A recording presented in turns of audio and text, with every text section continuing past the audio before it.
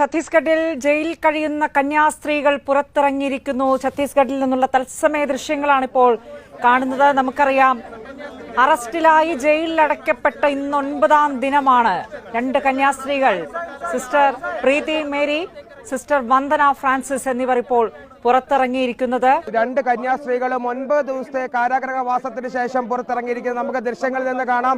BJP സംസ്ഥാന അധ്യക്ഷൻ രാജീവ് ചന്ദ്രശേഖർ, ഒപ്പം തന്നെ CPM-ന്റെ MP ജോൺ ബ്രിട്ടാസ്, ഒപ്പം തന്നെ ജോസ് കെ മാണി MP, ഒപ്പം തന്നെ കോൺഗ്രസ് നേതാക്കൾ, കൂടാതെ മദർ സുപ്പീരിയർ ഉൾപ്പെടെയുള്ളവർ, സന്തോഷ് കുമാർ CPI MP ഉൾപ്പെടെയുള്ളവർ, MLA-മാർ ഉൾപ്പെടെയുള്ളവരൊക്കെ തന്നെ ഇപ്പോൾ ഈ കന്യാസ്ത്രീകൾക്കൊപ്പം ഉണ്ട്. ഏതായാലും മദർ സുപ്പീരിയറെ കൈ പിടിച്ചുകൊണ്ട് ഈ രണ്ട് കന്യാസ്ത്രീകളും പുറത്തേക്ക് ഇറങ്ങുന്ന ദൃശ്യമാണ് നമ്മളിപ്പോൾ കണ്ടുകൊണ്ടിരിക്കുന്നത്. ഏതായാലും അല്പസമയം മുമ്പാണ് BJP സംസ്ഥാന അധ്യക്ഷൻ രാജീവ് ചന്ദ്രശേഖറും ഒപ്പം തന്നെ മദർ സുപ്പീരിയർ ഉൾപ്പെടെയുള്ളവർ ഇവിടേക്ക് എത്തിയത്. അതിനുശേഷമാണ് ജയിൽ അധികൃതരുടെ പക്കലേക്ക് ഉത്തരവ് കൈമാറിയതെന്നുള്ള കാര്യമാണ് നമുക്ക് മനസ്സിലാക്കാൻ കഴിയുന്നത്. നമുക്കറിയാം, കർശന ഉപാധികളോടുകൂടിയാണ് ഇവർക്ക് ജാമ്യം ലഭിച്ചിരിക്കുന്നത്.